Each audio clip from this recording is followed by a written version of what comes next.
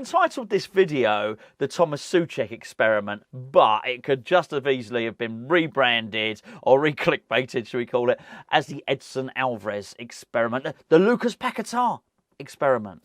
What am I talking about? Talking about David Moyes' new penchant for packing his midfield with as many players as he possibly can and then moving his creative player to the left-hand side. Yes, I know, Lucas Paquetá is not stuck on that left-hand side. He has the licence to roam. He has the ability to go all over the pitch, hopefully creating a little bit of havoc amongst the opposition's defence. It's a free role. But he does have to start on the left. And the thinking from David Moyes is quite clear. I understand it. It's to pack that midfield so the opposition don't score.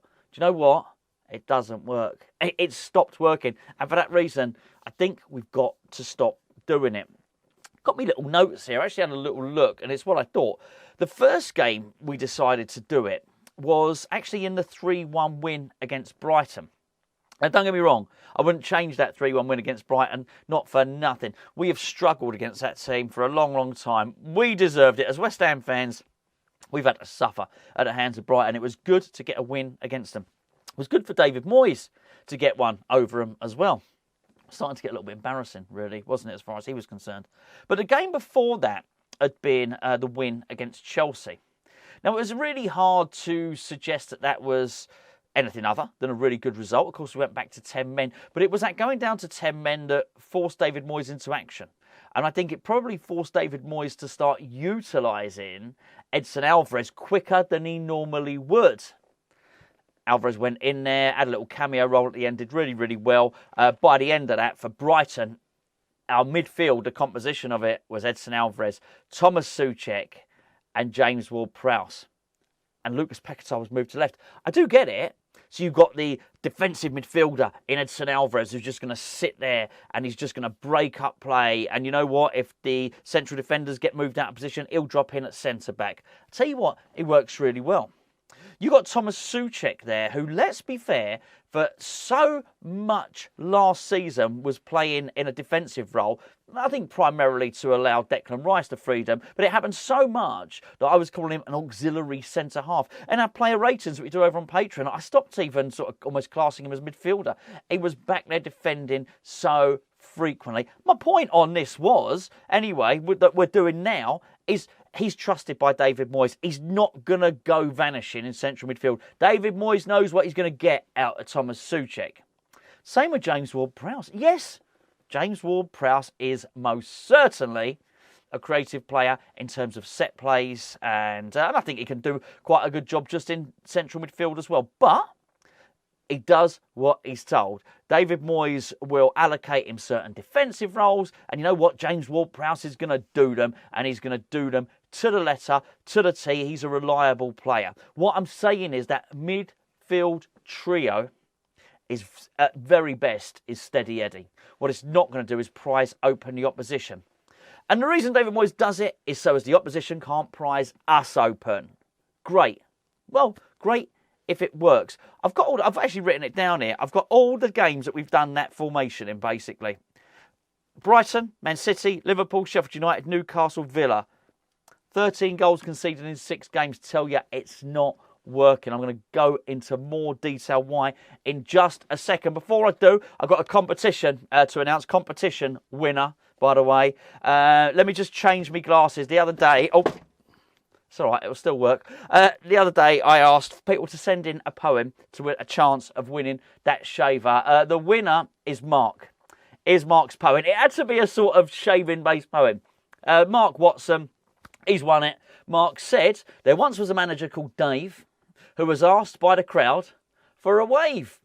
He turned his back, he showed him his crack, which he'd given a bloody good shave. Mark, congratulations, mate. So I dropped it on the floor there. It's in great nick. There you go, mate. You have won yourself the Handy Man shaver. Lovely, lovely bit of kit from Manscaped. There it is. Really, really great. Brand new. I haven't used it. To be fair, Mark, this is one for your face, not for the nether regions. But I tell you what, Manscaped very kindly sponsored this video. But listen, even if you didn't win the competition, we're going to give you a chance to get your hands on some of Manscaped's wonderful products with 20% off. Go onto the Manscaped website. The link is in the description below this video. At the point where you purchase something, put in the discount code Hammers Chat, all one word. You get a 20% discount and you get free shipping as well. The stuff is great.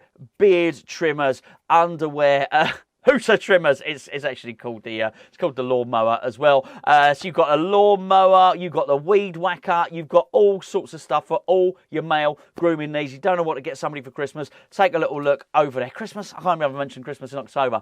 I do apologise. Go and use that discount code, and I'm absolutely delighted to be giving that shaver to Mark. Well done, Mark. Okay, let's start having a look at these games in a little bit more detail. Brighton.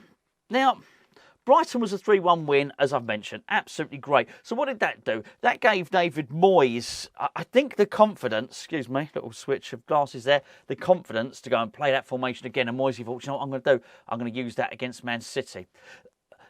We lost 3-1 to Man City. I think maybe one of the problems, when I say the problems, I mean why he probably continued doing it for too long, was that the Man City game, whilst we lost, I think some people were impressed. Man City fans were quite complimentary. I think we made a really good fist of it. Yeah, hey, look, we were doing really well in that game, and it sort of all came apart towards the end.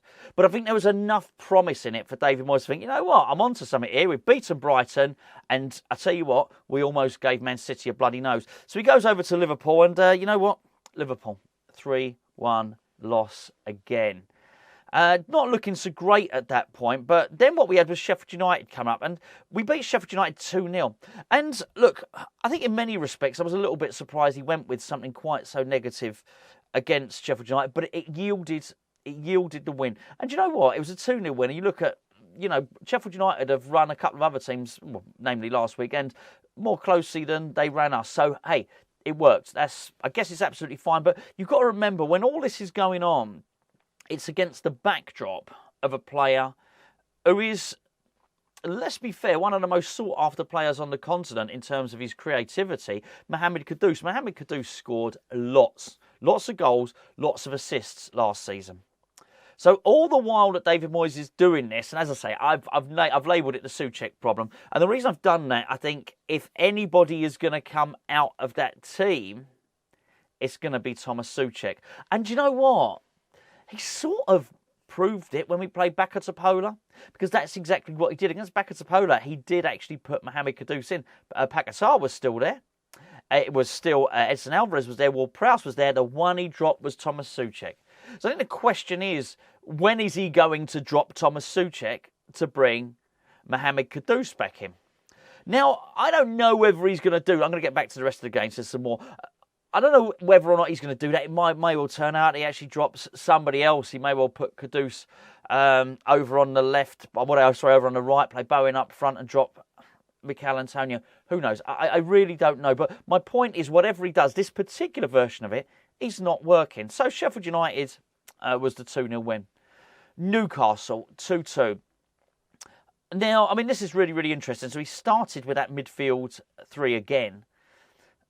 Let's be fair, it wasn't until he changed it and actually brought Kudus on that we scored the goal, got the equaliser. So can you really say that it was his team selection, initial team selection, that that got the point? No, I would suggest it actually was his substitution that got the point, which means the starting lineup was probably quite wrong.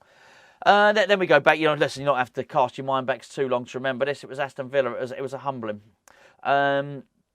In many respects, the worst out of the lot, because actually this supposedly defensive formation couldn't defend.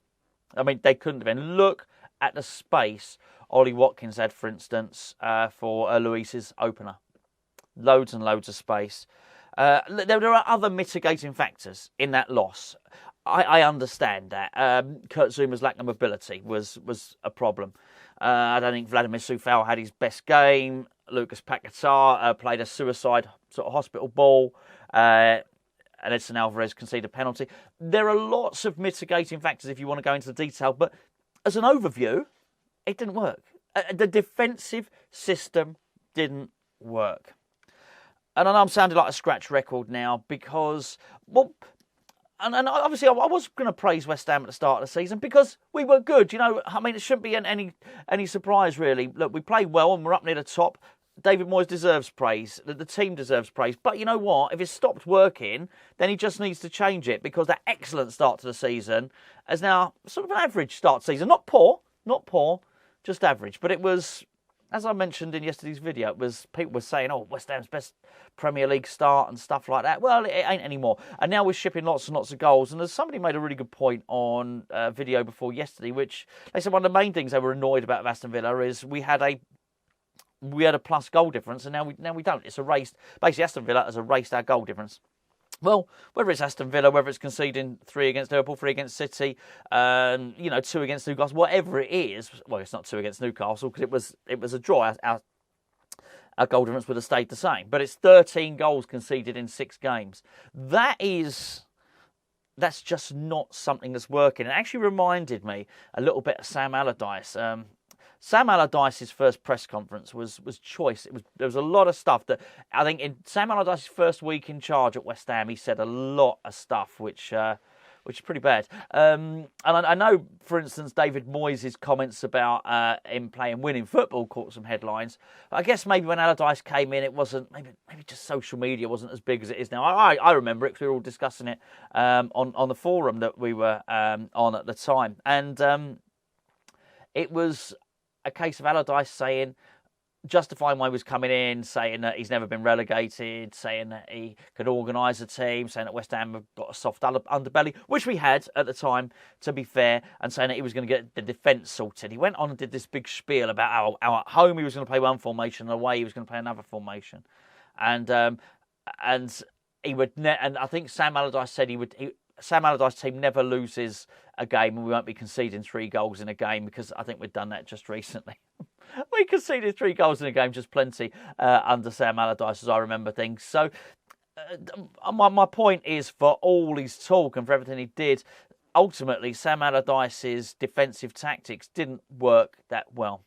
David Moyes had a go. I'm not suggesting he changed his ethos. He's not going to do that. But I can't help but think that we are one attacker, creative player shy. I thought it was evident. I was going to say I thought that was Everton against Villa. What I wanted to say was I felt that was evident against Aston Villa.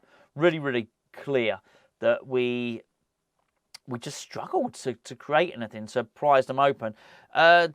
Look, Mikel Antonio had a stinker. We dealt with him a couple of days ago, but I do think we might have seen a little bit more.